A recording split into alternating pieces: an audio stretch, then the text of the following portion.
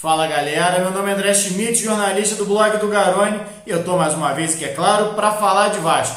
Bom, quem tava com saudade de ver o Vasco em campo, com certeza conseguiu matar um pouquinho da saudade que tava aí desse início de 2020. Ainda não, o time profissional que só se reapresenta no próximo dia 8, Vasco estreia no Campeonato Carioca no dia 19 contra o Bangu, mas pode ver ali em campo a equipe sub-20 do Vasco. Foi um dos destaques da temporada 2019. O Vasco foi semifinalista ou finalista de praticamente todas as competições que disputou na categoria no ano passado. Inclusive foi finalista da própria Copa São Paulo, acabou perdendo nos pênaltis ali para o São Paulo. Desde 1999 que o Vasco não chegava numa decisão de copinha, e o Vasco agora estreia também em 2020, tendo uma grande atuação, goleando o Carajás por 5-1. Grande atuação coletiva e grande atuação individual. Mesmo não tendo várias peças que disputaram a última edição da Copinha, que foi finalista, o Vasco não tem mais Lucas Santos, Thiago Reis, Bruno Gomes, Thales Magno, jogadores que já fazem parte do elenco principal, Gabriel Peck, inclusive a maioria deles poderia estar disputando ainda, Gabriel Peck, Thales Magno e Bruno Gomes, por exemplo, tem idade ainda de sub-20, mas já pertence oficialmente ao elenco principal. Então o Vasco, eles estão até inscritos, o Thales não, mas o Gabriel e o Bruno estão inscritos na Copinha, mas não integram o grupo que estão fazendo, que viajou com a delegação para disputar essa edição, porque vão se apresentar ao técnico Abel Braga. E mesmo não tendo esses nomes, uma grande atuação da equipe, mantendo a forma de jogar. O Vasco mudou treinador também, saiu o Marcos, que vinha comandando a equipe na temporada passada, foi para o Atlético Mineiro, e o Vasco consegue manter a intensidade, o ritmo de jogo que teve nas últimas temporadas. Na verdade, na última temporada, 2019 foi um ano muito bom para o Vasco, e 2020 tende a ser também, se a gente for olhar essa estreia e tudo que a equipe veio construindo já no fim da temporada passada, quando já havia mudado muito. O Vasco é um time rápido, é um time dinâmico, mas não é necessariamente um time reativo. A gente viu, por exemplo, o Vasco profissional, o time do Vasco, comandado pelo Luxemburgo, era um time que usava muito da velocidade pelos lados para contra-atacar, para construir suas jogadas, com Rossi pela direita, por exemplo, Marrone pela esquerda. Esse time sub-20 do Vasco produz muito pelos lados, mas joga com pontas com o pé invertido. O João Pedro, que é canhoto, joga pela direita. O Vinícius Paiva, que é destro, joga pela esquerda. E os dois cortam muito bem por dentro. E o Vasco construiu muitas jogadas assim, com a aproximação de seus meias, seus volantes, que na verdade tem grande chegada vindo de trás, tanto Caio Lopes quanto o Juninho fazendo infiltrações. O Vasco fez 3-1 com 21 minutos de jogo ali, construindo muitas jogadas dessa maneira. E o Vasco, que hoje não tem uma referência, ao contrário do time de 2019 da Copinha, que tinha o Thiago Reis com a camisa, sendo o seu camisa 9, centroavante, artilheiro.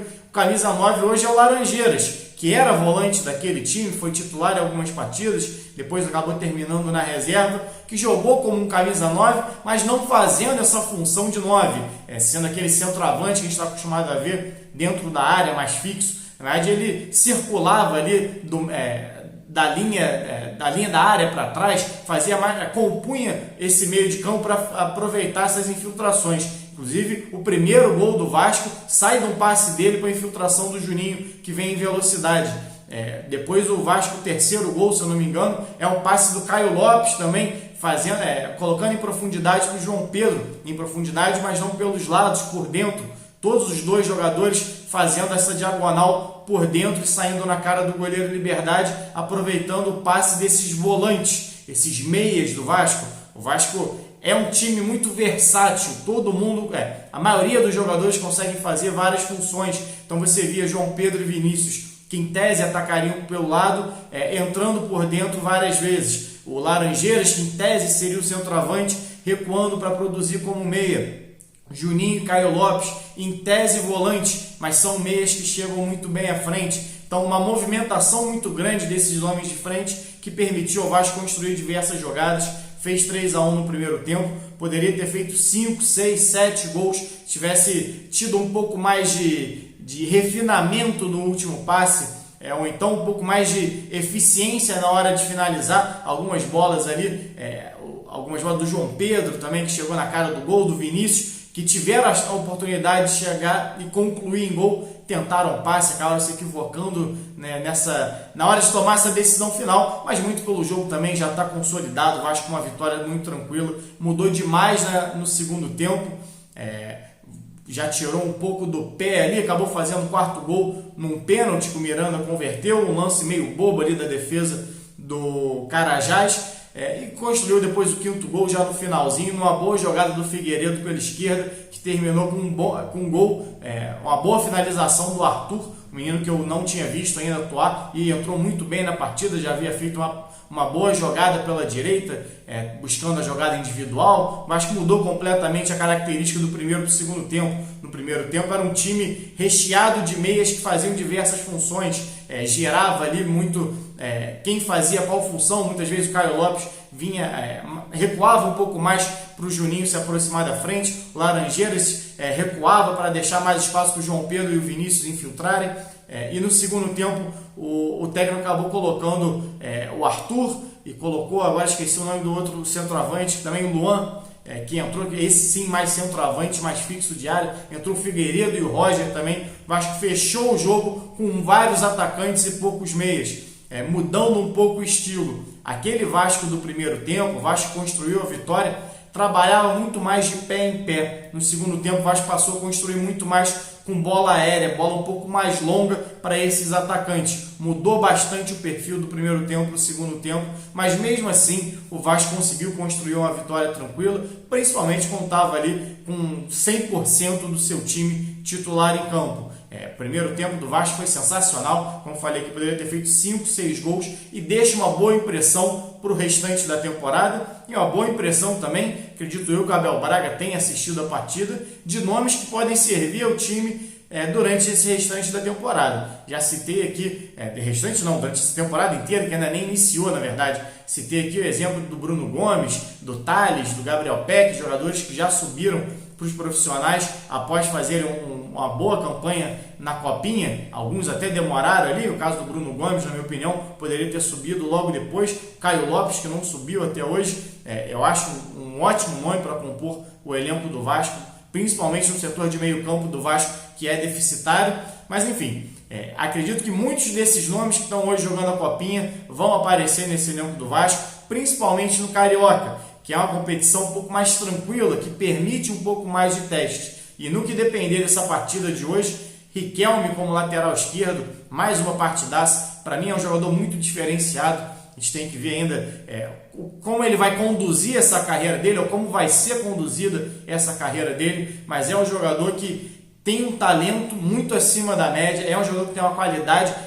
Nem acho que ele tenha feito uma grande partida hoje, não. Achei tanto ele quanto o Natão um pouco mais discretos no apoio, talvez por essa participação constante do Vinícius e do João Pedro pelas pontes, eles ficaram um pouco mais recuados. Mesmo assim, uma qualidade imensa na bola longa, no domínio, no passe para as infiltrações desses jogadores. Uma grande partida do Riquelme, grande partida do Juninho, principalmente antes do Vasco fazer o 3-1, depois ele sumiu um pouco na partida, acabou até sendo substituído no segundo tempo.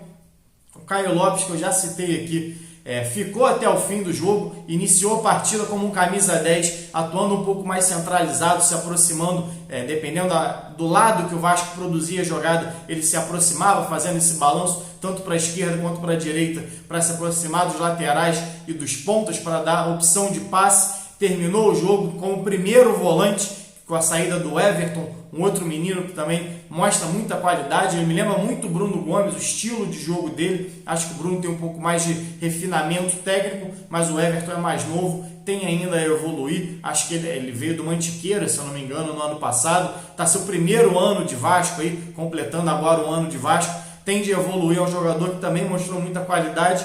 O Juninho, como eu falei aqui, fez um ótimo primeiro tempo, já vim falando dele em alguns textos meus. É um jogador de uma dinâmica muito impressionante, marca e ataca com muita qualidade. E você tem ali o Laranjeiras, me surpreendeu atuando como um camisa 9, não sendo um camisa 9, na verdade jogou com camisa 9, mas fez muito mais a função de meia do que realmente de centroavante, apesar de ter feito um dos gols de cabeça. E uma grande atuação também dos pontas, tanto o Vinícius pela esquerda quanto o João Pedro. O Vinícius, já fiz vídeo inclusive aqui falando um pouco do Vinícius, é um jogador que eu tenho uma expectativa alta também. Citei aqui o Riquelme, tem que ver como é que vai ser conduzida a carreira, o que ele vai ter pela frente, passa muito essa transição entre base e profissional, pesa muito a cabeça do jogador, a estrutura que esse cara tem de família, de amigos, do que norteia ele, do que cerca ele em relação a entender esse sucesso repentino, muitas vezes, de jogar num profissional, de decidir partidas. Então isso pesa no jogador, tem que ver como é que vai ser, obviamente, a carreira desses jogadores, mas potencial, principalmente o Vinícius e o Riquelme. Eu vejo muito o Juninho também, o João Pedro também. O Vasco tem uma safra ótima, não é de hoje. Até estava pensando aqui enquanto vi o jogo, a quantidade de volantes que o Vasco produziu, de meias em geral, né? Falei aqui, é muito versátil esse meio campo do Vasco. Os jogadores exercem mais de uma função ali dentro do campo, com a tranquilidade e com a eficiência. O Vasco nos últimos anos revelou Souza, Rômulo que não vive um bom momento hoje, mas chegou a ser jogador de seleção brasileira. O Alan, que está no Napoli, mais um jogador de seleção brasileira. Tem o Danilo, que acabou não tendo tanto sucesso na Europa até hoje, mas é um bom jogador. Recentemente teve o Douglas Luiz, que saiu. Enfim, o Vasco sempre produzindo volantes de qualidade, esses meias capazes de defender e marcar, defender e atacar com muita eficiência. Nos últimos anos tem tido bastante. A gente tem agora o Bruno Gomes já nos profissionais, tem o Caio Lopes e o Juninho surgindo muito bem, tem o Lineker, que é um menino que acabou estourando a idade de juniores. Não sei como ele vai ser aproveitado em 2020 nesse elenco do Vasco, mas enfim, grandes opções que o Vasco consegue ter para esse 2020 a partir dessas categorias de base. Alguns jogadores estão ali em ano de última copinha também, devem surgir, inclusive o Caio Lopes, como eu já disse aqui, nos profissionais ainda nessa temporada. E mostram, claro, mais uma vez, qualidade para resolver jogos, qualidade para serem profissionais muito em breve. Isso é importante, independente de título ou não, o Vasco continua produzindo grandes jogadores. E nessa estreia, mais uma vez, a gente pôde ver alguns deles em campo. Bom, galera, é isso. Saudações e até a próxima.